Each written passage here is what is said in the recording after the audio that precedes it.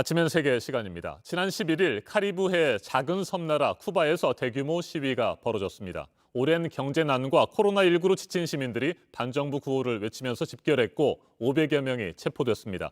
경찰의 강경 진압으로 쿠바 시민들의 시위는 일단 진정된 것으로 보이지만 세계 곳곳에서 쿠바 시위대를 지지하는 동조 시위가 이어지고 있습니다.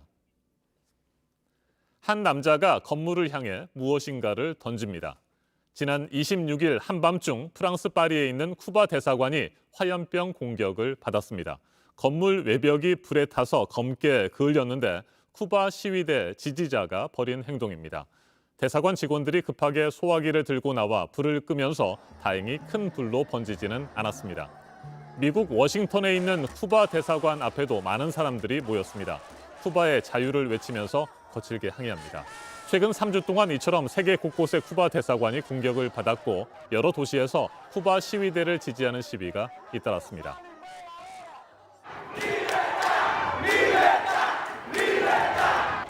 지난 11일 쿠바의 수도 아바나를 비롯해 40여 개 도시에서 시민들이 거리로 쏟아져 나왔습니다. 사회주의 국가인 쿠바에서 대규모 반정부 시위가 벌어진 것은 1994년 이후 27년 만입니다. 미국의 경제 봉쇄 조치가 계속되는 상황에서 코로나19로 쿠바의 주 수입원인 관광 산업이 막혔고 최근 델타 변이 바이러스가 확산되면서 코로나19 확진자가 폭발적으로 늘었습니다.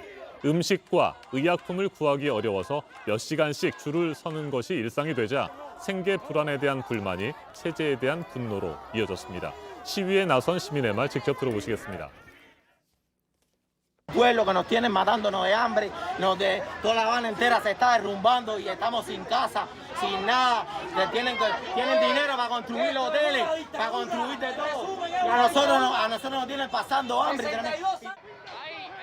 이날 시위는 경찰과의 무력 충돌로 이어졌습니다. 시위대가 돌을 던지면서 경찰차를 부쉈고 경찰이 무력 진압에 나서면서 한 명이 사망하고 부상자가 속출했습니다.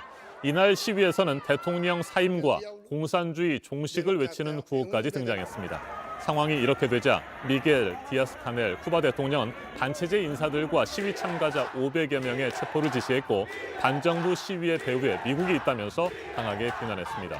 이에 대해 조 바이든 대통령은 미국의 개입설을 부인하며 시위대를 지지한다는 입장을 발표했습니다. 두 대통령의 발언 이따가 들어보시겠습니다. Que ningún contrarrevolucionario, mercenario, vendido al gobierno de los Estados Unidos, vendido al imperio, recibiendo dinero de las agencias, dejándose llevar.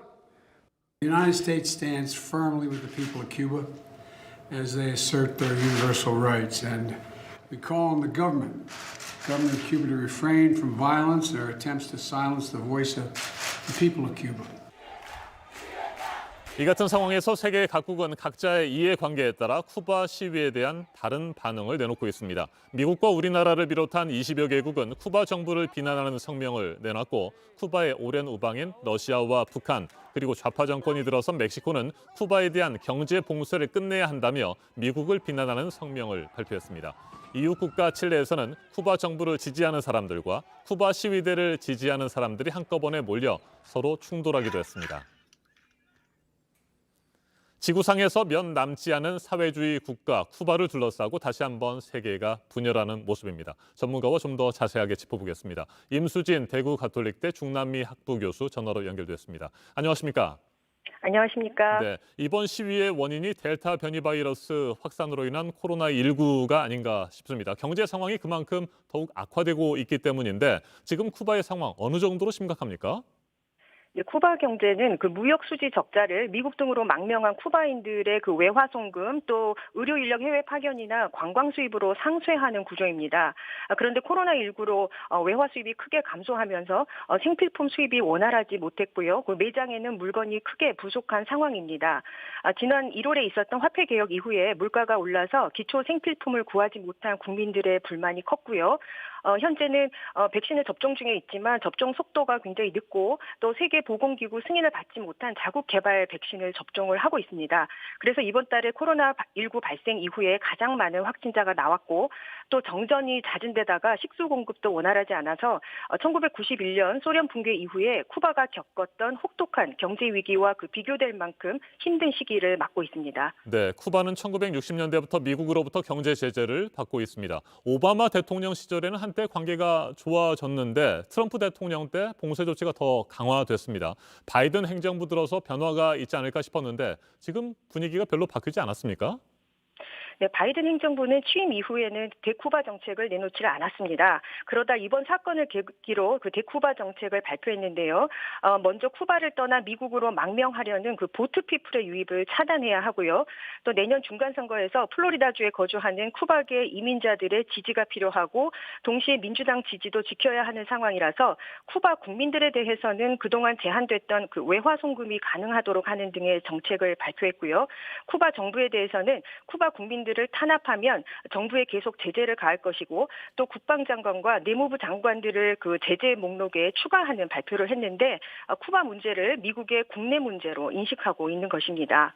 네, 사회주의 국가 쿠바에서 반정부 시위가 일어난 것은 앞서 전해드린 것처럼 흔치 않은 일입니다. 이번 쿠바 시위가 말이죠. 체제 전복과 같은 커다란 변화의 흐름으로 이어질 가능성은 있다고 보십니까? 이번 시위는 소셜미디어를 기반으로 조직된 것이 특징입니다. 국내외 예술인들이 작년부터 소셜미디어를 통해서 반정부 여론을 주도해왔고요. 쿠바 정부는 시위 확산을 막기 위해서 현재는 인터넷 접속을 차단한 상태입니다. 군과 경찰을 투입해서 시위대를 진압하고 또 체포된 시민들을 바로 재판에 넘겼습니다. 미국의 제재에 대해서는 안보 위협으로 보면서 체제 결속을 다지고 있는데요. 당분간은 시위가 잦아들겠지만 쿠바 정부가 경제 위기의 충격을 완화하기 위해서 내놓을 추가 조치가 효과가 없다거나 또 쿠바 이민자들이 소셜 미디어를 통해서 쿠바 사회에 자유의 메시지를 지속적으로 보낸다면은 변화의 불씨는 언제든 다시 일어날 가능성이 있습니다.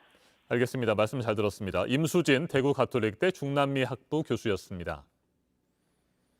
쿠바는 1959년 공산혁명 이후 60년 동안 공산당 일당 체제를 유지하고 있습니다. 지난 4월 62년 동안의 카스트로 시대를 마감하고 새로운 지도자로 선출된 미겔 디아스 카넬 대통령이 최대 위기를 맞고 있습니다. 생필품과 백신 부족에서 시작된 국민들의 분노가 쿠바 변화의 신호탄이 될 수 있을지 세계의 관심이 모아지고 있습니다. 지금까지 아침엔 세계였습니다.